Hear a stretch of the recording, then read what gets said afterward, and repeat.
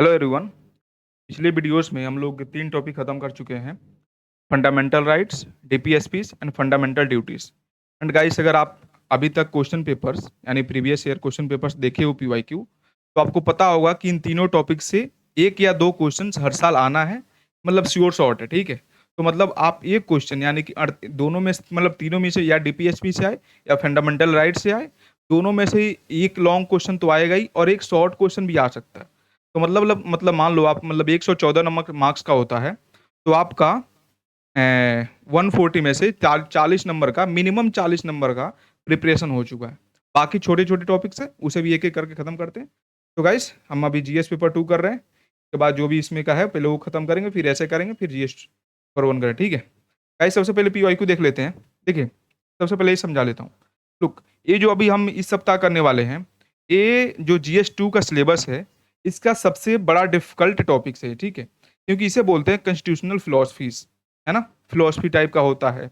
इसमें morality, ideals बातें करते हैं, बड़े बड़े बातें करते हैं कि हम ऐसे करेंगे। हमारी जो भी ये विजन्स डॉक्यूमेंट है उसका पार्ट है, ठीक है। इसमें क्या होता है, इसमें प्रीएम्बल आता है सबसे पहले, बेसिक स्ट्रक्चर है, कॉन्स्टिट्यूशनल मोरालिटी है, कॉन्स्टिट्यूशनलिज्म है, बेसिक स्ट्रक्चर है, जुडिशियल रिव्यू है एंड अमेंडमेंट है, ठीक है। ये धीरे धीरे टॉपिक से हरे हमेशा क्वेश्चन नहीं आते हैं, बट एक एक क्वेश्चन आ जाते हैं। ये तीनों मतलब इतना कर लीजिएगा तो आपका एक टॉपिक श्योर हो जाएगा, एक क्वेश्चन श्योर हो जाएगा, ठीक है। तो गाइस, मेरा यही प्लानिंग है कि हर सप्ताह एक क्वेश्चन हम श्योर शॉर्ट हो जाए और 3-4 को सप्ताह में इसको हम खत्म कर देंगे, ठीक है।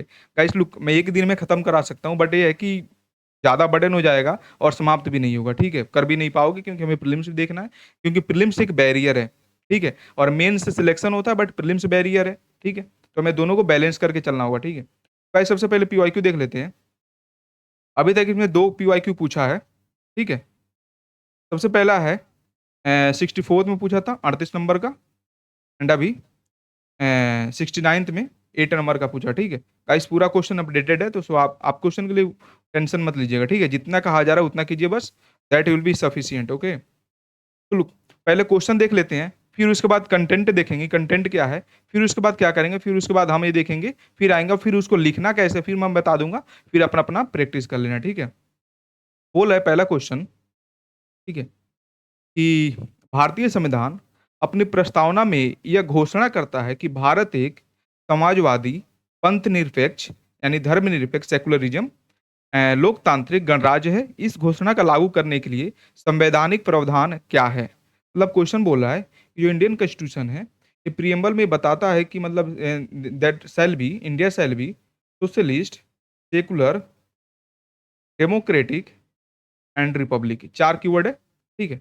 अब बोला है कि हमारे कॉन्स्टिट्यूशन में ऐसे क्या प्रोविजंस हैं, ऐसे क्या नियम्स हैं जो ये सारे जो कीवर्ड्स है इसको मतलब एक होता है ना फोर्स में लाने के लिए, इनफोर्सिएबल बनाने के लिए, जैसे मैंने आपको पढ़ाया हो ना कि डीपीएसपी फंडामेंटल ड्यूटीज जस्टिसएबल नहीं है, इनफोर्सिएबल नहीं है, बट फंडामेंटल राइट्स है। तो इसको बोला है, ये तो देखिए प्रियम्बल तो ऐसे नहीं है, जस्टिसएबल नहीं है, इन्फोर्सिएबल नहीं है, बट उसको यूज किया जाता है। तो ऐसे बोला रहा है कि कॉन्स्टिट्यूशन में क्या ऐसे प्रोविजंस है, तो उसको हम यूज करते हैं ताकि ये सब मान लीजिए सोशलिस्ट हो गया, सेकुलरिज्म हो गया, डेमोक्रेटिक हो गया, रिपब्लिक हो गया, उसको हम यूज कर पाए, ठीक है। क्वेश्चन समझ गए। उसके बाद हो गया दूसरा वाला क्वेश्चन देख लेते हैं। बाकी का ऐसे है ना, इस क्या करेंगे, ऐसे एक एक टॉपिक करके और ये सारे टॉपिक खत्म कर लेंगे, ठीक है। उसके बाद है दूसरा वो क्वेश्चन बोला है कि व्याख्या कीजिए कि भारतीय संविधान की प्रस्तावना किस प्रकार संवैधानिक के लक्ष्यों के रूप में के लिए रूपरेखा यानी ब्लूप्रिंट प्रदान करती है, ठीक है। मतलब बोल रहा है कि जो प्रियम्बल है हमारे इंडियन कॉन्स्टिट्यूशन का, ये हमारे कॉन्स्टिट्यूशन का जो गोल है, मतलब एक होता है ना आपके लाइफ का जो गोल है कि आपको एसडीएम बनना है, डीएसपी बनना है, ठीक है। बट ये है कि फिर बोल रहा है कि जो आपका जो गोल आपके एक्शन से अब मतलब आप कैसे आप तैयारी कर रहे हो वो डिफाइन करता है कि नहीं। मतलब केवल आप गोल बना लिए, तैयारी नहीं करो, प्रीलिम्स के लिए एमसीक्यू नहीं लगा रहे हो, मेंस के लिए आपके पास शॉर्ट नोट्स नहीं है, रिवीजन नहीं कर रहे हो, है ना। तो ये सब बता रहा है, तो ये क्वेश्चन यही करना है, ठीक है। उसके बाद 2 ही क्वेश्चन है, उसके बाद हम अपना कंटेंट देख लेते हैं। गाइस, हिंदी में भी कंटेंट है। अ, क्या, ओके, बड़ा कर देता हूँ। तो गाइस देखिए, मेरा यही मानना है कि जितना उतना ही दो जितना डाइजेस्ट हो जाए, ठीक है। तो आप कोई भी दोनों क्वेश्चन मत दिखाएं, दोनों में है, आपको ये लिखना है, ये वाला जो कोट है, the preamble is the identity card of the Indian constitution. N A Palkhivala ने दिया है, सिंपल, याद हो जाएगा, इजी टू रिमेंबर। ओके। प्रस्तावना एक संविधान का पहचान पत्र है, एन पालखी वाला ने दिया है, ठीक है, कंफर्टेबल, ठीक है। अब ये करके, ठीक है, क्या, तो ये करके उसके बाद ये लिख देंगे, the preamble is the introductory statement of the constitution that reflect its philosophy, objective, source of authority and vision. It is often called identity card और soul of the constitution। ठीक है, इतना याद हो जाएगा। बस इतना करना है, प्रियम्बल पे कोई भी क्वेश्चन आए आप इसको चिपका दीजिएगा, ठीक है। एंड ऐसा नहीं बोला हूँ, आप प्रीलिम्स क्लियर करोगे, आप कोई भी टेस्ट सीरीज ज्वाइन करोगे तो उसमें जाके आप लिखना, आपको अच्छा खासा मार्क्स मिलेगा। बट इतना है कि जितना अभी बोल रहा हूँ, जितना मेरा एक्सपीरियंस, जितना मेन से एक्सपीरियंस है, जितना मैंने कॉपी वैल्यूट किया हूँ, इतना से काम हो जाएगा। और इससे ज़्यादा आप करोगे तो याद नहीं हो पाएगा, आप लिख नहीं पाओगे, ठीक है। उसके बाद यही है कि हिस्टोरिकल बैकग्राउंड ज़्यादा याद नहीं, देखो इसको है ना, इसको भी आप प्रीलिम्स में मान लीजिए 38 मार्क्स का है तो इसको लिख सकते हो, ये हो गया, ठीक है। ये करता है दिस वाज, दिस इज मतलब preamble is based on objective resolution moved by Jawaharlal Nehru on इतना, ठीक है। दिस वाज अडॉप्टेड ऑन 22 जनवरी 1947 को अडॉप्ट किया गया एंड ए कॉन्स्टिट्यूशन में 26 नवंबर 1949 को इनकॉर्पोरेट किया गया, ठीक है। और दिस इज मतलब ये इवॉल्व हुआ है किससे, 42 कॉन्स्टिट्यूशन से, सोशलिस्ट, सेकुलर और इंटीग्रिटी वर्ड्स जोड़े गए थे, ठीक है। कंफर्टेबल, इतना में आपका जो सारा है आपको याद है, बस एक कोट याद करना है, ठीक है। और एक कोट से आपका काम हो जाएगा, ठीक है। कंफर्टेबल, ठीक है। अब है कि कंपोनेंट है। अब कंपोनेंट हम क्वेश्चन में देखे थे, ये पूछ रहा है ना कि सोशलिस्ट, सेकुलर, डेमोक्रेटिक, रिपब्लिक, यही सब तो इसे का कंपोनेंट है। अब वो कंपोनेंट को एक एक करके देख लेते हैं, ठीक है। ये सारा है, आप पढ़ लीजिएगा, डेट बता रहा है, डेट याद कर लीजिएगा, ठीक है। उसके बाद है सोवरेनिटी यानी संप्रभुता, ठीक है। सोवरेनिटी का मतलब होता है गाइस कि मान लीजिए मतलब आप पढ़ाई कर रहे हो, आपके ऊपर किसी का भी प्रेशर नहीं है, आप जो मन है वो कर पढ़ रहे हो, जो मनोन खा रहे हो, जिसका कंटेंट देख रहा है वो देख रहे हो, जो भी कोचिंग का वो कर रहे हो। बट आपके साथ ऐसा नहीं है, आपके पास सोसाइटी का प्रेशर है, फैमिली का प्रेशर है, आपका खुद का प्रॉब्लम्स है, अगर आप रिलेशनशिप में हो तो रिलेशनशिप का प्रॉब्लम्स है, तो ये सब है, ठीक है। तो उसी को बोलते हैं कि सोवरेन यानी कि किसी का दबाव नहीं है, ठीक है। उसमें दो टाइप के सोवरेनिटी होता है, एक होता है कि आप इंटरनल हो, एक होता है एक्सटर्नल हो, ठीक है। इंटरनल मतलब एक्सटर्नल, सबसे पहले एक्सटर्नल समझ लेते हैं।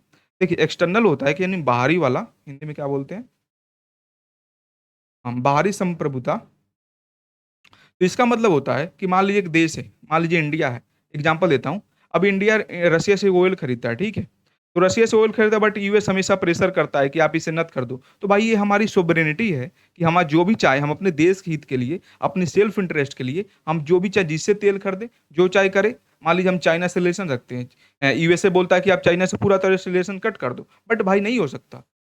चाइना जो हमारा है सबसे ज़्यादा लार्जेस्ट ट्रेडिंग पार्टनर है, सबसे ज़्यादा ट्रेड हमारा चाइना से होता है, तो हम उसे कैसे कट कर सकते हैं यूएस को अपीज करने के लिए, जो ठीक है। अभी एक यूपीआई का विवाद हो रहा है, अभी इंडियन एक्सप्रेस ने एक आर्टिकल निकाला था कि जो यूपीआई पे चार्ज लगने वाला है एंड ये यूएसए के प्रेशर में होने वाला है, ठीक है। मतलब यूएसए बोला कि हमारा जो भी वीजा है, मास्टर कार्ड है, ये सब चार्ज लेते हैं। अब इसके कंपटीशन में आपका जो यूपीआई जो बिल्कुल फ्री है, ये बहुत ही जल्दी ग्रो कर रहा है। अब उसके प्रेशर में शायद यहाँ की गवर्नमेंट इंट्रोड्यूस करिए, बट ये मतलब ऐसे गवर्नमेंट तो इसे रिजेक्ट कर दिया, बट हो सकता है, ठीक है। तो इसे बोलते हैं एक्सटर्नल सोवरेनिटी, ठीक है। इंटरनल सोवरेनिटी, इंटरनल सोवरेनिटी में तो होता है कि जो हमारी टेरिटरी है, मतलब जो भी गवर्नमेंट है, ठीक है, वो अपना मतलब टेरिटरी को कैसे एडमिनिस्टर कर रही है, ठीक है।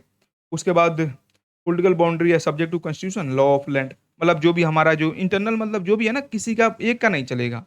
मान लीजिए कुछ कोई आपको थप्पड़ नहीं मार सकती, आपके फंडामेंटल राइट्स है, हम सोवरेन है, अंदर किसी का भी मान लीजिए कोई नेता भी हो तो उसका भी कुछ नहीं चलेगा। तो इसे बोलते हैं इंटरनल सोवरेनिटी। आगे और थोड़ा डिटेल में पढ़ते हैं।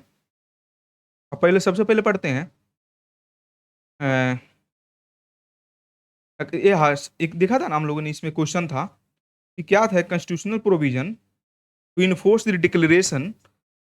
डिक्लेरेशन मतलब जो भी है इनको इन्फोर्स करने के लिए, जैसे इसमें था सोशलिस्ट, सेकुलर, डेमोक्रेटिक, रिपब्लिक, इसमें सोवरेनिटी नहीं है, बट हम नहीं करेंगे। बट फिर भी मैं अगर क्वेश्चन पूछ सकता है, ऐसा तो है नहीं कि देखिए थीम रिपीट करता है, कभी थोड़ा बहुत कीवर्ड तो एक्सचेंज कर ही सकता है, ठीक है। ऐसा थोड़ा कि कॉपी करेगा पेस्ट कर देगा, बट उसी थीम पे क्वेश्चन पूछेगा, ये श्योर शॉर्ट है, ठीक है। अब इसको है कि इसको जो सोवरेनिटी को इन्फोर्स करने के लिए कॉन्स्टिट्यूशन में क्या-क्या प्रोविज़न है? आर्टिकल एक एक क्या बोलता है कि जो भारत है, एक यूनियन ऑफ स्टेट है, ठीक है? और ये मतलब इसको स्टेट को तोड़ा जा सकता है, बट यूनियन को तोड़ा नहीं जा सकता। यानी कि indestructible union of destructible states, ठीक है? मतलब या इसमें है कि जो भी स्टेट्स हैं, इसे सीसीड नहीं कर सकते, ठीक है? आर्टिकल 2 और आर्टिकल 3 आगे पार्लियामेंट को पावर देता है, एक्सक्लूसिव पावर, जो अपना एडमिनिस्टर कर सकते हैं। मतलब इसमें दूसरा नहीं, यूएसए थोड़ा के कुछ करेगा, पूरा है इंडिया करेगा, इंडिया की पार्लियामेंट करेगी, जो कि एक इलेक्टेड बॉडी, ठीक है? फिर उसका आर्टिकल 368 है, ये बोलता है कि आप जो भी अपना अफेयर्स है, कोई भी इवॉल्विंग थ्रू आप अमेंड कर सकते हो, या टेरिटोरी मान लो किसी को टेरिटरी एक्सचेंज भी करना है, जैसे हम बेरूबारी यूनियन केस हुआ था ना, पाकिस्तान से, बांग्लादेश से ये सब करना था, तो उसमें हम कि अमेंडमेंट करना पड़ेगा, यानी कि सर्वसहमति होगी, पार्लियामेंट से बिल पास करना पड़ेगा, अमेंडमेंट बिल, तभी हम ऐसा कर सकते हैं, ठीक है? उसके बाद है foreign relations and national security powers, ठीक है? ठीक है? ये बाहर का है। 7 शेड्यूल है, place matter essential to external sovereignty exclusively in the domain of union government. ये सब यूनियन गवर्नमेंट के पावर में आता है, ठीक है? इसको आप रट लीजिएगा, नहीं हो तो आप ऐसे याद नहीं कर सकते, थोड़ा सब चीज़ याद नहीं कर सकते, बट आप इसको अगर 3-4 बार रिवाइज़ कर लीजिएगा ना, थोड़ा 1-2 बार आंसर लिख लीजिएगा, केवल पीवाईक्यू प्रैक्टिस कीजिए, उतना ही सफिशिएंट रहेगा, ठीक है? उसके बाद आपका जो है ना, ये सब याद हो जाएगा धीरे-धीरे, क्योंकि आप इसको यूज़ करोगे, फिर दूसरी बार पढ़ोगे, फिर दूसरी बार प्रैक्टिस करोगे, तो जो नया-नया याद होगा, तो आप लिखोगे, ठीक है? ठीक है। उसके बाद है कि आर्टिकल 300 जो 253 है, पार्लियामेंट को एम्पावर करता है कि जो भी लॉस हैं वो इंटायर कंट्री में आप इम्प्लीमेंट कर सकते हो, ठीक है? थर्ड शेड्यूल, एवरी मिनिस्टर है, ओथ लेंगे, अपहोल्ड लेंगे सोवरेनिटी, हमारी जो इंटीग्रिटी को, यही ना कॉन्स्टिट्यूशन में कि मतलब क्या है? मतलब देखिए सिंपल सा है कि कॉन्स्टिट्यूशन में ऐसे क्या प्रोविजंस है जो हमें सोवरेन बनाता है, ठीक है? मतलब यही है ना, थर्ड थर्ड शेड्यूल में जो पार्लियामेंट्स हो गया है, मतलब मेंबर ऑफ पार्लियामेंट एमपी हो गए, एमएलएस हो गए, सुप्रीम कोर्ट के जजेस हो गए, ये क्या ओथ लेते हैं कि हम सोवरेनिटी को होल्ड करेंगे, मतलब एक एक प्रोविजन तो हुआ कि हम इसको प्रमोट कर रहे हैं, ठीक है? फिर आर्टिकल 51 सी पिछले रिवीजन में भी कराया था मैंने, और डीपीएसपी आप करोगे तो सॉरी उसमें फंडामेंटल ड्यूटीज करोगे, लुक देखिए, मैं इसीलिए फंडामेंटल ड्यूटीज कराया था कि भले क्वेश्चन नहीं आया है, बट उसका यूज बहुत जगह होगा। तो मैं कल ही कराया था ना फंडामेंटल ड्यूटीज वाला, तो उसमें है कि ये सोवरेनिटी को प्रोटेक्ट करनी हमारी एक जिम्मेवारी है। इसको मैं अच्छे तरह से एक्सप्लेन करके किया था। तो आप नहीं देखो वीडियो, जाकर एटलीस्ट रिवीजन वाला देख लो, अगर आप लोग डायरेक्ट यहाँ पे हो तो रिवीजन वाला देखोगे, पीवाईक्यू प्रैक्टिस कर लोगे, हो जाएगा। बाकी तो आपको पूरा देखना पड़ेगा अच्छे से समझने के लिए, ठीक है? उसके बाद यही है कि इसको आप पढ़िएगा, ठीक है? मैं समझा दिया हूँ कंटेक्स्ट, आपको ईज़िली समझ में आ जाएगा। बाकी जो डिफ़िकल्ट है थ्योरी है, क्योंकि थ्योरी लिखना होता है, तो इसलिए मैं थोड़ा और ज़्यादा दे दिया, ठीक है? हो गया? ये सब ज़रूरी नहीं है, बट पढ़ सकते हैं, क्योंकि इतना से कॉन्स्टिट्यूशन है ना, देखिए इतना है, कितना लिखिएगा? ये सब हो गया, सोवरेनिटी हो गया, कॉन्स्टिट्यूशन ये है ना, 4-5 पॉइंट लिख लीजिएगा, आपका काम हो जाएगा, ठीक है? अब आ गया सोशलिस्ट, सोशलिस्ट हमारे पीवाईक्यू में था, तो अपना कान है ना वो बड़ा कर लीजिए, क्योंकि ये पीवाईक्यू में पूछा हुआ है। देखिए हिंदी में भी है गाइस, अगर आप मतलब देखिए हिंदी वाले मीडियम, हिंदी मीडियम वाले अगर आप एक्सक्यूज़ निकालोगे, कि ये हो रहा है तो एक्सक्यूज़ आप निकालते रह जाओगे, पेपर निकालने वाले निकाल लेंगे। वही है ना कि जब 17th बीपीएससी हुआ था, बच्चे ब्लेम कर रहे हैं कि हिंदी मीडियम का 15% है। भाई इसीलिए है कि ब्लेम करते रह जाओगे, जो मिलना देखो मैं भी हूँ, मुझे कहीं पढ़ना होता है तो मैं मान लीजिए हिंदी में कंटेंट है बिहार स्पेशल का, तो मैं पढ़ लेता हूँ, देख लेता हूँ, समझ लेता हूँ, ठीक है, मुझे समझ आ रहा है ना, समझने से मतलब है। ऐसा थोड़ा है कि भाई इंग्लिश में करो, इसको ट्रांसलेट करके दो। क्योंकि मुझे तो इन दी एंड ऑफिसर बनना है, ऐसा थोड़ा है कि यहाँ पे रहना है, उसको कंटेंट मुझे समझने से मतलब है, समझ आ जाएगा, मैं खुद का अपना किताब पढ़ लूँगा, ठीक है? उसके बाद आता है क्या सोशलिस्ट पे आते हैं, ठीक है? अब सोशलिस्ट का मतलब क्या हुआ?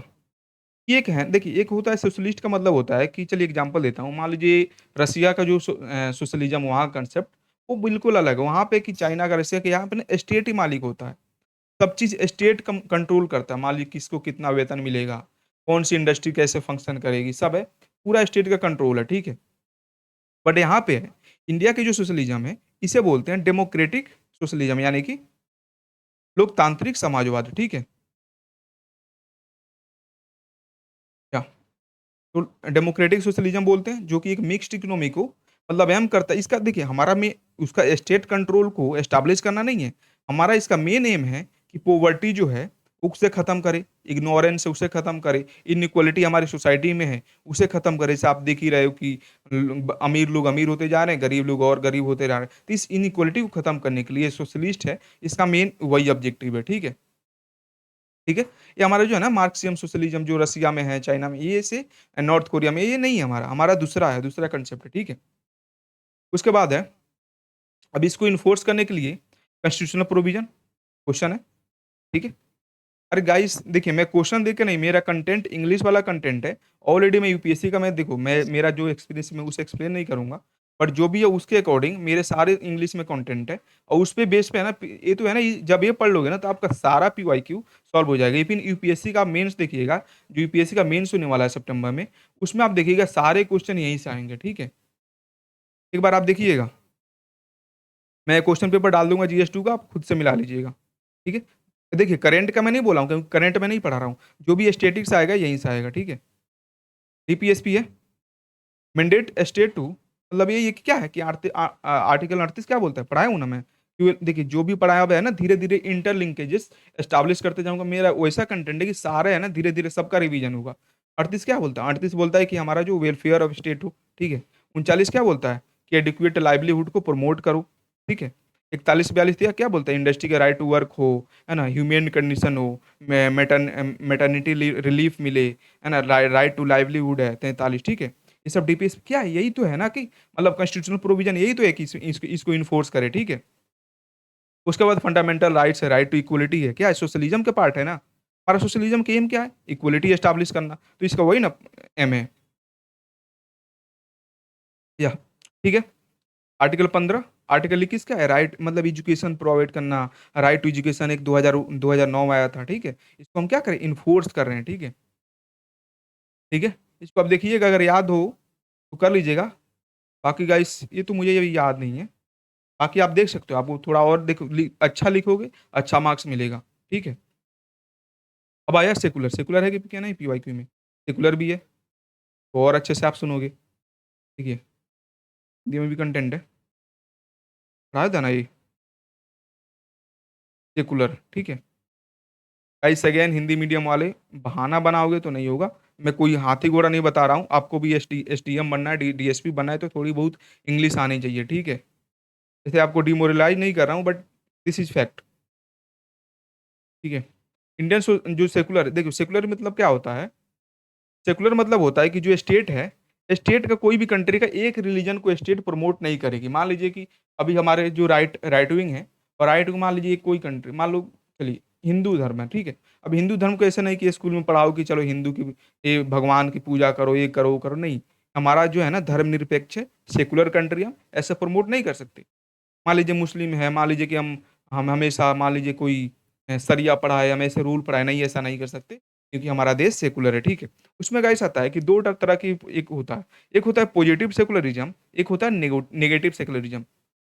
ऐसे ऐसे ही मैंने फंडामेंटल राइट्स में आपको पढ़ाया था, पॉजिटिव एंड नेगेटिव, ठीक है? ऐसे ही यहाँ पे भी है। नेगेटिव मतलब होता है कि नेगेटिव मतलब कि स्टेट जो है वो आपको इंटरफेयर नहीं करेगी। जैसे आप जाइएगा ना यूरोपियन कंट्रीज़ में, तो वहाँ पे चर्च है और स्टेट है, दोनों अलग है। वहाँ पे बोला जाता है कि आप जिसको आपको जो भी करना है, आप करो, अपने घर में करो, अपने अंदर करो, आप इसको प्रमोट नहीं कर सकते। बट यहाँ पे इंडिया में पॉजिटिव सेकुलरिज़्म, यानी कि जैसे मान लो देख रहे हैं कि वैष्णो देवी के यहाँ जाते हैं तो पुलिस ऑफिसर होते हैं, आपको सर्व करते हैं। वो सब क्या, स्टेट उसमें इंटरफेयर है और किसका नतीजा है? पॉजिटिव सेकुलरिज़्म है, यानी कि पॉजिटिव सेकुलरिज़्म क्या बोलते हैं हिंदी में? सकारात्मक धर्मनिरपेक्ष है। इसीलिए जो आप वैष्णो देवी जाइएगा ना, तो वहाँ पे पुलिस ऑफिसर्स आपको सर्व करते हैं, जो भी उसको मैनेज करने में हेल्प करते हैं, हमारी आर्मीज़ रहती है। तो इसीलिए अगर यूएसए में जाइएगा, यूरोपियन कंट्री में, फ्रांस में जाइएगा, यूके में जाइएगा, तो यहाँ पे ऐसा नहीं है। वहाँ पे एक भाई चर्च वाले हैं, तुम अपना आप व्यवस्था करो, हमें कोई मतलब नहीं है, ठीक है?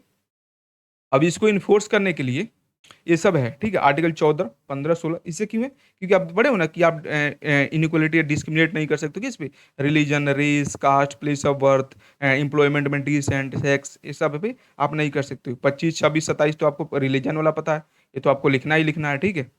आर्टिकल 25 क्या बोलता है? फ्रीडम ऑफ कंसाइंस, इसको बोल क्या बोला? डिनोमिनेट कर सकते हैं, फ्रीडम को मैनेज कर सकते हैं।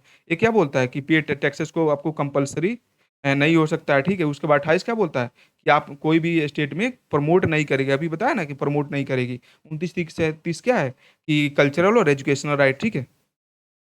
उसके बाद आर्टिकल 44 भी है, डीपीएस में भी है। देखिए इतना सारा है ना कंटेंट, मैं सब आपको बताऊँगा कि इसको यूटिलाइज़ कैसे करना है। पहले इसको देख लेते हैं, ठीक है? आर्टिकल 44 में है, ठीक है? 51 में ई हमें ई में क्या है?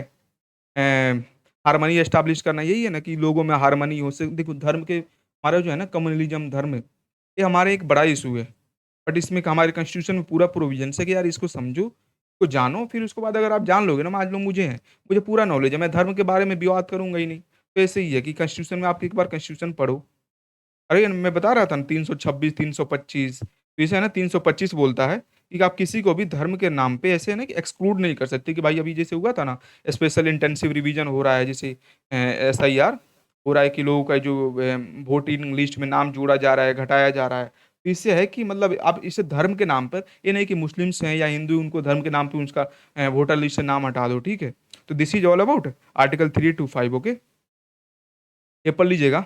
हाँ, ये ज़रूरी है। ये केस और कोई नहीं आए, कि दिस इज़ मोस्ट इम्पोर्टेंट।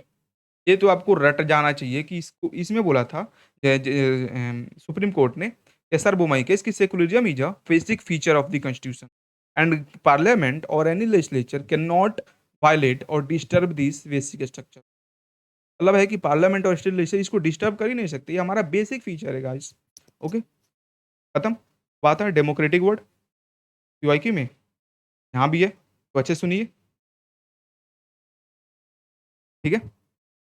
अब डेमोक्रेटिक मतलब क्या होता है कि हमारे लोग जो भी हमारा हेड है, वो कॉन्स्टिट्यूशनली मतलब लोगों का एक है ना रिप्रेजेंटेटिव हो। ऐसे मोनार्की जैसे होता है ना, मोनार्की हो, पहले राजा रूल करता था, वहाँ पे लोगों से वोट थोड़े लिया जाता था, इलेक्टेड थोड़े होता था। ये बोलते हैं कि डेमोक्रेटिक हमारा जो भी इंडिया है, वो रिप्रेजेंटेटिव पार्लियामेंट इन्फोर्स करता है, ठीक है? क्या हो गए? फिर कॉन्स्टिट्यूशनल प्रोविजन क्या है इसको इन्फोर्स करने के लिए है। आर्टिकल 326 क्या है कि हमारी यूनिवर्सल एडल्ट देखिए इतना नहीं पढ़ना, आप धीरे-धीरे हो ना कि इतना पढ़ लोगे, है ना कि आर्टिकल 326 लिखोगे, यूनिवर्सल एडल्ट फ्रेंचाइज़ लिखोगे, एट दिस ऐसे फिर नीचे लिख दोगे प्रोमोट, है ना रिप्रेजेंटेटिव पार्लियामेंट्री डेमोक्रेसी ऐसे, ठीक है? इतना बस लिख दोगे, इतना ही लिख पाओगे। अगर पूरा लिखोगे तो गाइस आप मेंस के आंसर कॉपी आप खत्म नहीं कर पाओगे, टाइम खत्म हो जाएगा। इसलिए बता रहा हूँ कि जितना है ना उतना करो और उतना ही लिख पाओगे आप। 75 और क्या है 164, ये क्या बोलता है कि जो 75 में है कि जो पार्लियामेंट है वो लोकसभा में रिस्पॉन्सिबल होगी, अकाउंटेबल होगी। जैसे होता है ना कलेक्टिव रिस्पॉन्सिबिलिटी का कंसेप्ट होता है, उसी का सेम क्या है ना 90 जोड़ना होता है और ये घटाना होता है 89 टाइप का। तो ऐसे करोगे 75 कितना हुआ है 90, 165, एक घटा दो 164, तो ये स्टेट के लिए हो गया सेम, ठीक है? उसके बाद डेमोक्रेटिक डिसेंट्रलाइजेशन, डेमोक्रेसी क्या है कि सारा चीज़ डिसेंट्रलाइज्ड हो, ग्रास रूट लेवल पे इम्प्लीमेंटेशन हो, ठीक है? तो हम ये लाए, ठीक है? इंस्टीट्यूशनल सेफगार्ड आर्टिकल 324 है, ताकि इलेक्शन कमीशन हो हमारी डेमोक्रेसी को प्रमोट करने में, एक हमें मतलब फ्री और फेयर इलेक्शन कराने में हमें हेल्प करता है, ठीक है? Article 19 clause A sub clause A क्या बोलता है? ये बोलता है कि हमें फ्रीडम ऑफ स्पीच और एक्सप्रेशन हो, ताकि हम जो भी नए मान लो जो मुझे इलेक्शन लड़ना है, तो मैं अपनी बातों को लोगों के पास रख रख सकूँ। ये क्या है कि ये मतलब एक है ना डेमोक्रेटिक वैल्यूज को प्रमोट करता है। अभी कोकरोच जनता पार्टी का प्रोटेस्ट हुआ, ठीक है? तो उसमें क्या है कि ये भी डेमोक्रेटिक मतलब उसमें क्या है कि freedom of speech and expression है, कि इसमें हम क्या डेमोक्रेटिक वैल्यूज है, उसके सैलिएंट फीचर्स हैं, उसको प्रमोट करता है, ठीक है? उसके बाद आते हैं रिपब्लिक पे। रिपब्लिक है, इसमें भी है डेमोक्रेटिक रिपब्लिक, खत्म हो गया। हमारा भी इतना ही ऑब्जेक्टिव था। एक एक ज़्यादा मैंने किया, जितना है उतना मैंने किया है, कोई भी छोड़ा नहीं है, क्योंकि मुझे नहीं पता कि अगली बार सोशलिस्ट भी पूछे तो ये तो फिर आप बोलोगे भैया आपके नोट में तो था ही नहीं, ठीक है? आर्टिकल 52, और देखिए रिपब्लिक मतलब क्या होता है कि हमारे पास वही है कॉन्स्टिट्यूशन इलेक्टेड रिप्रेजेंटेटिव है, नॉट अ कॉन्स्टिट्यूशनल मोनार्क, ठीक है? जो कि पॉपुलर सोवरेनिटी है, लोगों के हाथ में है। मतलब सोवरेनिटी क्या है? लोगों के हाथ में, लोग जिसको वोट देंगे वही रूल करेगा, ठीक है? उसके बाद क्या है देखिए रिपब्लिक आएगा ना तो इसको लिखिएगा, प्रेसिडेंट के बारे में मेंशन करना ज़रूरी है, क्योंकि हमारा क्या एग्जीक्यूटिव हेड यही है, ठीक है? प्रेसिडेंट ऑफ इंडिया, ठीक है? उसके बाद रूल ऑफ लॉ क्या बोलता है? मतलब रूल ऑफ लॉ है कि एब्सेंस सब लोगों के पास प्रिविलेज नहीं है। मेरे पास भी जितना मान लीजिए, मुझे भी मान लीजिए मैं जनरल कैटेगरी से हूँ, तो मुझे भी मान लीजिए 91 मार्क्स लाना है, आपको भी 91 मार्क्स लाना है, ठीक है? बाकी तो एक्सेप्शंस हैं कि किसी को रिजर्वेशन है, ये सब ये तो एम्पावरमेंट के लिए, वुमेन एम्पावरमेंट के लिए दिया गया है, ताकि महिलाएँ भी हमारी सोसाइटी में सामने, ये भी एक पार्ट ऑफ इक्वलिटी ही है। ये डिस्क्रिमिनेशन नहीं है, रिजर्वेशन गलत नहीं है, ठीक है? उसके बाद ये सब करता है, ठीक है? पढ़िएगा। समझा दिया मैंने। फिर क्या है ऑब्जेक्टिव है। गाइस इसके लिए ऑब्जेक्टिव के लिए जो है ना इसको ट्रिक के लिए आप याद कीजिएगा, इसको लिए एसएससी, डीआर, चलिए हाथ से लिखता हूँ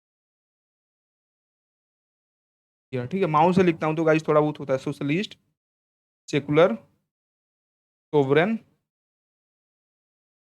डेमोक्रेटिक, रिपब्लिक, ठीक है। तो गाइस ऑब्जेक्टिव के लिए इसका है ट्रिक, जलेबी, जलेबी 160 रुपया किलो के, जलेबी, ठीक है। जलेबी मतलब जस्टिस, लिबर्टी, इक्वलिटी, ब्रदरहुड यानी कि फ्रेटर्निटी, एंड इसका इंटीग्रिटी, ठीक है। जस्टिस है, जस्टिस में क्या है, सोशल, इकोनॉमिक, पॉलिटिकल, आपको है ना प्रियम्बल रट जाना है। प्रियम्बल का कहीं भी आप लिखोगे ना, देखो ये सब है ना 3-4 चीज़ है, पहले वही मैं कवर कर रहा हूँ, ठीक है। फंडामेंटल राइट हो गया, डीपीएसपी हो गया, फंडामेंटल ड्यूटीज हो गया, प्रियम्बल हो गया, ये सब आपको रट जाना चाहिए, ठीक है। क्योंकि इसके बिना तो आप जीएस2 में यानी सबसे बड़ा पॉलिटी में तो मार्क्स उठाना मुश्किल हो जाता है, ठीक है।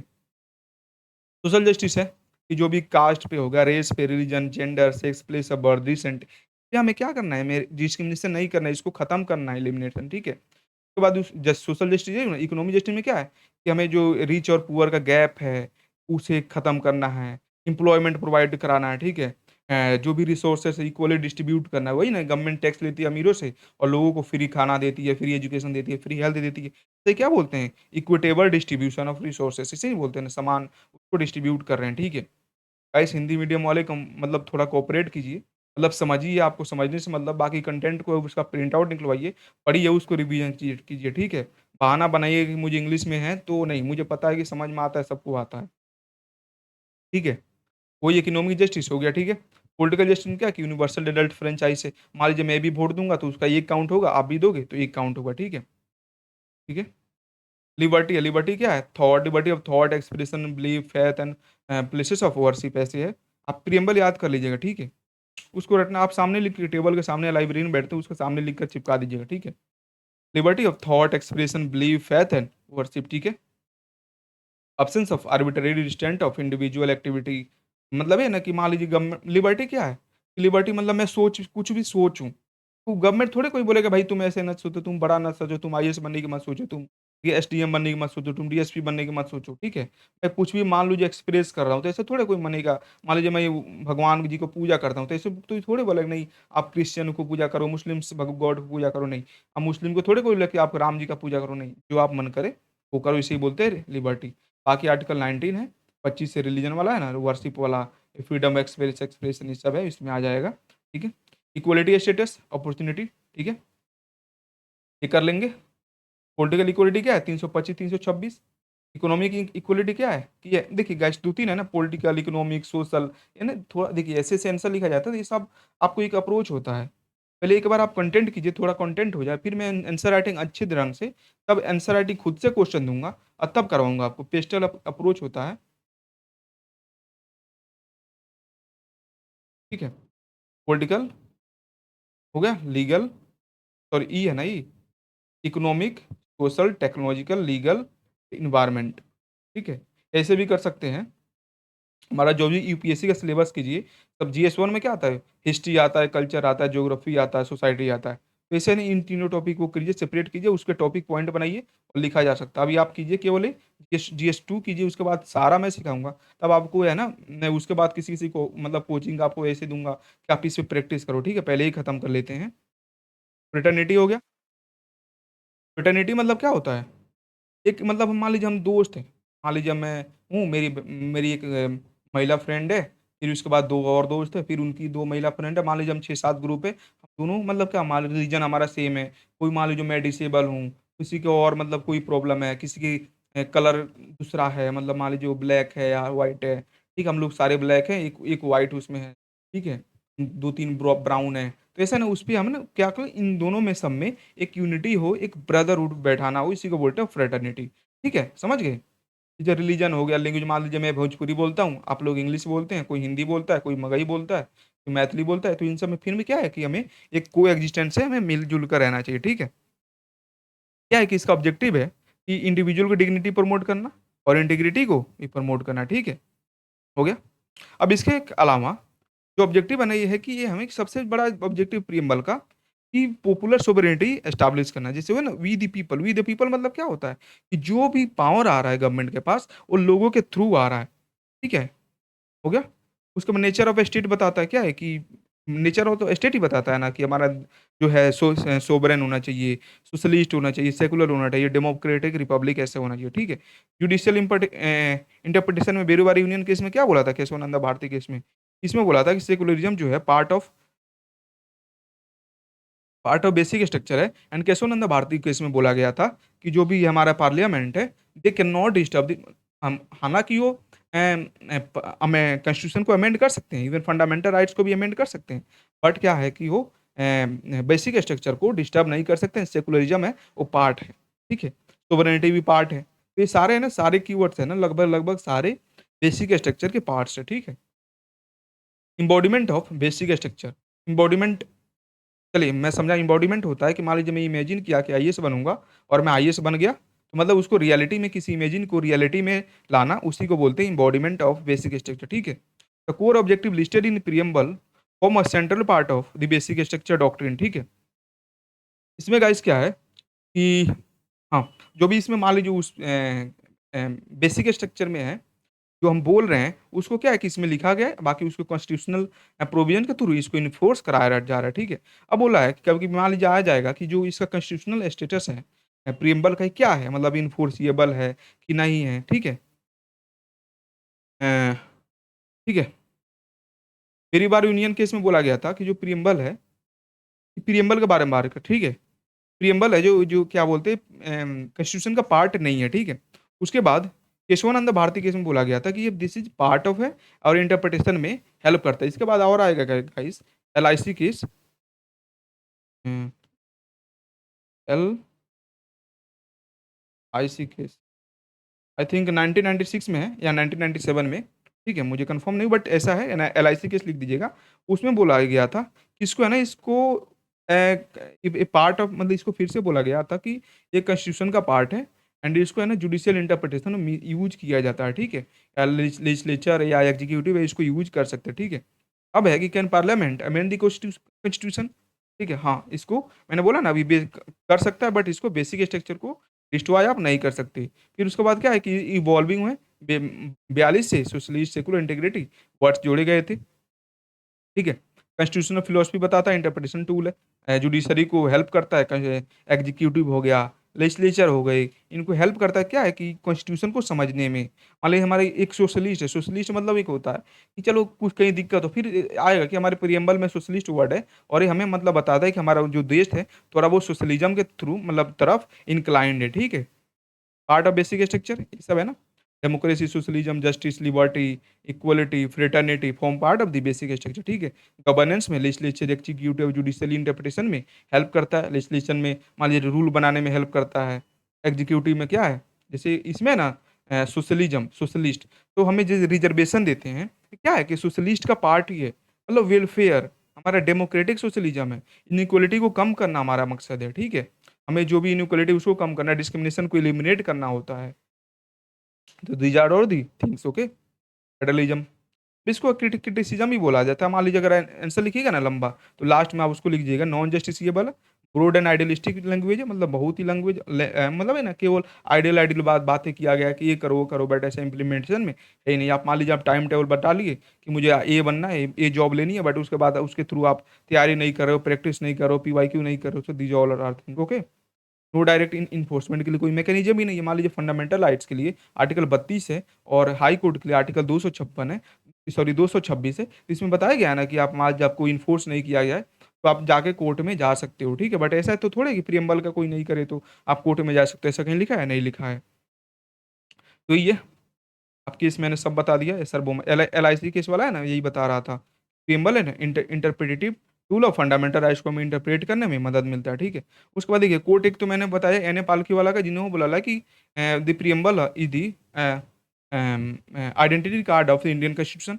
उसके बाद दो मान लीजिए इसमें याद कर लीजिएगा देखिए हाँ इधर है ना प्रियम्बल है, ठीक है? एक तो हो गया मैंने बता दिया ऑलरेडी उसके बाद political democracy can not last unless there lies at the base of its social democracy, ठीक है। गाइस हिंदी में पेज ज़्यादा नहीं है ना, इसको देखिए ना कि इसका एक-एक वर्ड लिखा गया है ऐसे, तो इसलिए थोड़ा ज़्यादा है, ठीक है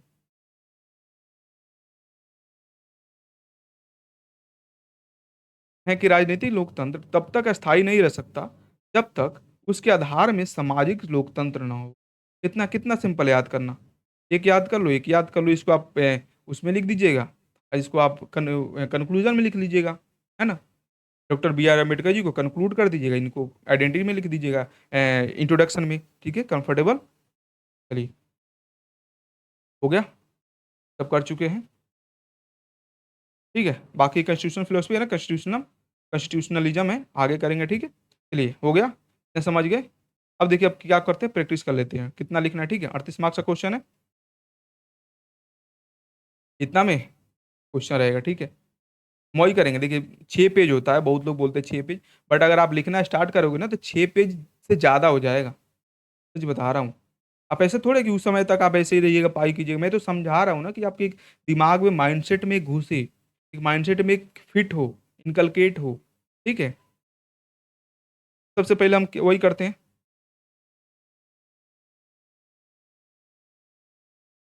ये वाला है ना, इसको इरेज नहीं किया हूँ, थोड़ा है, ठीक है। तो 5 पेज लिखिएगा ना, तब भी गाइस आपको अच्छा खासा नंबर मिल जाएगा। एंड गाइस आपको पूरा पेपर खत्म करना है ना, ये नहीं कि आप केवल ये लिख दिए। मान लीजिए यहाँ से कंक्लूजन, मान लीजिए यहाँ तक आया, आप लाइए ना थोड़ा यहाँ तक, यहाँ से कंक्लूजन लिखना लिखिए, या थोड़ा लिखिए, थोड़ा जगह है तो इसको यहाँ पे छठा पेज में नेक्स्ट आएगा तो उसमें लिख दीजिएगा। तो यहाँ इतना मैं जगह देता हूँ ना, आप एक बार प्रैक्टिस आप नहीं करते हो, जो प्रैक्टिस नहीं करता यही यही सब क्वेश्चन पूछता है कि भैया वहाँ पे 6 पेज रहते हैं, मुझे पता है 6 पेज रहते हैं, मुझे भी है। तो बट 5 पेज लिखने लिखिएगा, 6 पेज अपने आप धीरे धीरे हो जाता है। एंड गाइस वहाँ पे आपको पूरा क्वेश्चन सॉल्व करना है, ये नहीं कि ये क्वेश्चन कर लिया, ठीक है। कंक्लूजन लिख लिए,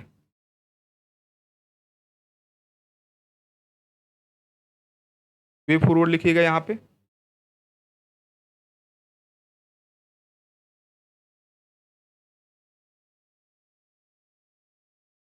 वे फॉरवर्ड। जैसे क्रिटिकली एग्जामिन तो नहीं दिया है, बट फिर भी थोड़ा ऊपर क्या लीजिएगा, यहाँ पे मतलब मान लीजिए ऊपर लिख दीजिएगा इसको, बट बट देके, लेकिन कुछ प्रॉब्लम भी है। और प्रॉब्लम क्या है, प्रॉब्लम में जो बताया था ना आपको, क्रिटिसिज्म वाला,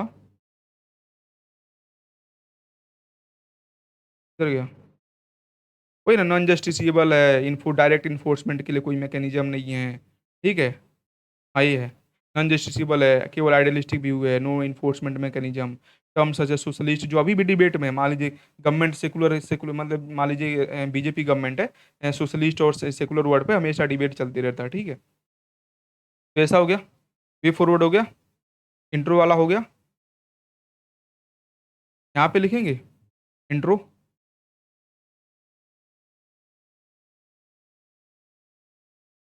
गया। बाद हमें बचा 3 पेज, 3 पेज में है, तो ये 2 पार्ट है क्वेश्चन का, आधा आधा कर लिए, कंफर्टेबल। अब चलिए स्टार्ट करते हैं, ठीक है। क्वेश्चन बोल रहा है, Indian constitution postulates in its preamble that India shall be socialist। सबसे पहले इंट्रो देखिए, इंट्रो के लिए क्या चाहिए, देखिए पॉलिटी में ऐसा है, जो मेन थीम है उसको कीजिए, उसका इंट्रो जो मैं बता रहा हूँ उसको चिपका दीजिए, ठीक है। प्रियम्बल है, प्रियम्बल के लिए मैंने क्या बताया हूँ, प्रियम्बल के लिए बताया हूँ ना, इसको उठाइए, पहले कोट लिखिए, उसके बाद ये चिपका दीजिए, ठीक है, कंफर्टेबल। चिपकाइएगा यहाँ पे, 1 सेकेंड गाइस,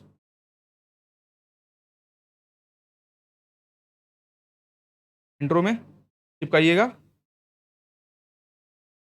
बात खत्म, ये हो जाएगा, ये नहीं कि बड़ा स्पेस, अरे बड़ा स्पेस नहीं है, अगर आप ये बोले तो आप प्रैक्टिस नहीं करो, आप बाकी अपना समझो, ठीक है।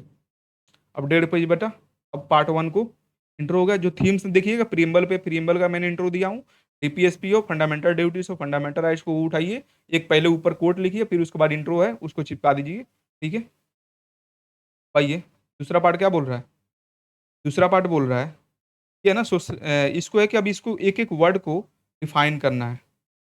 देखिए 2 तरीका से हो सकता है, मैं यहीं पे समझा देता हूँ। या तो आप सोशलिस्ट कीजिए, ठीक है? चलिए ऐसे ही कंटेंट भी ऐसे ही है, तो मैं ऐसे ही करते हैं। चलिए मैं समझाया तो वरना आपके मन में डाउट होगा। पहले ये वाला पार्ट को क्वेश्चन कीजिए कि सबसे पहले इनको है ना, इनको डेढ़ पेज में आप डिफाइन कर दीजिए। फिर दूसरा पार्ट में constitutional provision to to make this preamble और कीवर्ड्स इन द प्रिएम्बल और ideals of the preamble to make this preamble enforceable, ठीक है? वैसे करके फिर उसके बाद लिख दीजिएगा, ठीक है? बट ऐसे कि उसे टाइम लगेगा, बट देखिए दोनों तरह कर सकते हैं आप, जो कंफर्टेबल हो वो करो, ठीक है? मान लीजिए अभी हम करते हैं, चलिए वैसे ही करते हैं, एक-एक करके खत्म करेंगे। तब इसको आप डिवाइड कर लीजिएगा। तो पहले क्या है उसमें क्या सोशलिस्ट है, तो पेन चेंज कर लेते हैं, सोशलिस्ट है, चेंज नहीं हुआ, कर लेते हैं, सोशलिस्ट है, ठीक है? कितना लिखिएगा?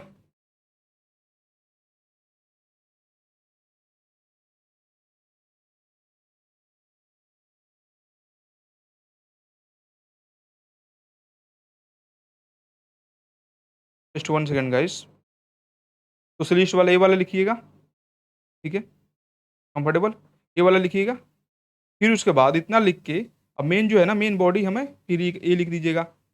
ऐसा लिखिएगा कि चारों आपको लिख लेना अपना समझ, देखिए सबसे पहले क्वेश्चन देखकर और उसको ना उसको पेंसिल या थोड़ा-थोड़ा ऐसे मार्क किया लाइए, मैं इतना तक ही करूँगा या करूँगी ताकि मैं सारे क्वेश्चन को जितना भी है उसको डिफाइन कर पाऊँ ताकि मीट कर पाऊँ, ठीक है? वरना ऐसे नहीं एक को 2 पेज में कर लिया, पता चला कि पेज ही खत्म हो गया। तो ऐसे करके फिर उसके बाद आप ये लिखोगे, मैं पूरा समझा चुका हूँ, मैं अगेन टाइम नहीं लूँगा। फिर ऐसे क्या करोगे? सेकुलर है, सेकुलर है, डेमोक्रेटिक है, रिपब्लिक है, ठीक है?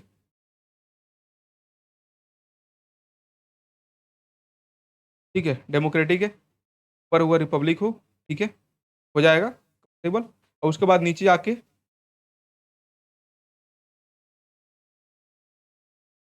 ये वाला आप पहले कोट लिखिएगा कोई, ये बीआरएम 2 वाला याद करिए, ये इंट्रो के लिए और ये कोट के लिए, ये लिखिए पहले कोट, ठीक है? और फिर उसके बाद प्रिएम्बल लिख दे, वे फॉरवर्ड में यही सब लिख दीजिएगा, जो क्रिटिसिज्म लिखा है ना कि there should be legal mechanism to make this enforceable, ठीक है? उसके बाद होगा इसको इन्फोर्सेबल करना चाहिए, इसको है ना आइडियलिस्टिक व्यू को और करना चाहिए, रिसोर्सेज को और ज़्यादा मतलब एक्सपेंड करना चाहिए, ठीक है? उसके बाद एजुकेशन ये सब की करो, ये प्रमोट करो, डीपीएसपी आइडियल बातें लिख देना वे फॉरवर्ड में, बात खत्म, ठीक है? पहला क्वेश्चन हो गया।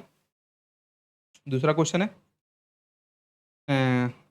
Explain how the preamble of the Indian constitution provide a blueprint about the goals of the Indian, ये बोल रहा है कि जो हमारी प्रियम्बल है वो हमारे गोल को बताता, ये नहीं होगा ये, हुँ? होगा कि नहीं? मतलब इतना पढ़ लिए हम 38 मार्क्स कर रहे हैं, ये नहीं होगा, चलिए बता देता हूँ। ये होगा 2 पेज का, 8 मार्क्स का है। मैं आपको पहले ही से समझा रहा हूँ, अगर आप वीडियो नहीं देख रहे हो शुरू से। तो देखिए एक पार्ट होगा क्वेश्चन का तो 2 पेज में रहेगा और बाकी अगर 4 पेज में 5 पेज में लिखना होगा तो उसका 2 पार्ट होगा, ठीक है? इसमें क्या बोला है क्वेश्चन फिर से पढ़ लेते हैं कि व्याख्या कीजिए कि भारतीय संविधान की प्रस्तावना किस प्रकार संबंधित है? तो उसका क्या है? सबसे पहले क्या है कि ये वाला चिपकाना है, ये वाला चिपका देना है, ठीक है? ऐसा ही इसमें थोड़ा कम चिपकाना, उसमें थोड़ा और ज़्यादा कर लेना, उसमें है ना 38 मार्क्स वाला में, तो 38 मार्क्स वाला में ये सब भी है ना, ये सब याद कर लीजिए। ये सब अपने अकॉर्डिंग नीड के अकॉर्डिंग उसको एक पेज में पूरा नीचे तले लिखना है इंट्रो टाइप का, ठीक है? ये नहीं कि अब कहानी कविता नहीं लिखना है, थोड़ा पॉइंट वाइज़ में। अब ये नहीं कि पॉइंट मतलब अच्छे से आपको मुझे पता है आप कैसे थोड़ा आंसर-वांसर देखते रहिए दूसरों का। तो ऐसे है, ये वाला कर दीजिए, बाकी उसमें है कि 8 मार्क्स में केवल यही चिपकाइए। ज़्यादा हो गया ना, थोड़ा इरेज़ कर देता हूँ, ठीक है? इसको चिपकाइए और आइडियल्स वाली बात क्या है? आइडियल्स वाली बात हमारे प्रियम्बल में ये सब वर्ड मेंशन है, वही है कि सबको सोशलिस्ट सेकुलर सोवरेन, ठीक है? सोवरेन ऐड हो गया। उसके बाद और क्या है? सोवरेन के बाद क्या है? डेमोक्रेटिक रिपब्लिक है, ठीक है? उसके बाद objective objective of Indian constitution क्या है? कि इसमें है ना जस्टिस होना चाहिए, लिबर्टी होना चाहिए, इक्वलिटी होना चाहिए, फ्रेटर्निटी होना चाहिए, इंटीग्रिटी होनी चाहिए, ठीक है? ये सब है ना, ये सब वर्ड आपको लिखना पड़ेगा, थोड़ा-थोड़ा लिख दोगे, आपको 2 पेज तो ये तो होगा, बाकी कंक्लूजन में वही अम्बेडकर वाली कोट डालो, उसमें आप नीचे वाली कंक्लूजन नहीं लिखोगे फिर भी हो जाएगा, उसमें केवल अम्बेडकर जी का कोट डालो, बात खत्म, अगला क्वेश्चन लिखो, सब में आपको मार्क्स फुल स्कोर करना है। तो this is all about guys. Guys look मैं प्रमोट नहीं कर रहा हूँ बट आप मुझे पता है कि आप लोग अगर देखोगे तो सपोर्ट करोगे। तो गाइस इसके लिए मेंस के लिए अभी हमारे पास टाइम है, तो मैंने एक कर्तव्य इनिशिएटिव लॉन्च किया हूँ। ठीक है? इसमें गाइस यही है कि हम मेंस का प्रिपरेशन करते हैं, डिकोड एंड राइट। एंड अगर यहाँ तक आप पहुँच गए तो सब तो आपको पता है, इसमें प्रीलिम्स क्वालीफाई करना है, ठीक है? उसके बाद यही है कि जो भी डिमांड है, ठीक है? इसमें बीपीएससी, यूपीएससी एंड यूपीपीसी के सारे पीवाईक्यू इंटीग्रेटेड है, ठीक है? जो भी है बाकी होगा, ठीक है? तो गाइस बाकी पीडीएफ चाहिए, तो आप इसे स्कैन कीजिए और यहाँ से पीडीएफ आपको मिल जाएगा, ओके? तो guys thank guys, if you are here then आप सच में आप बहुत सीरियस हो। तो गाइस कंफर्टेबल? ओके।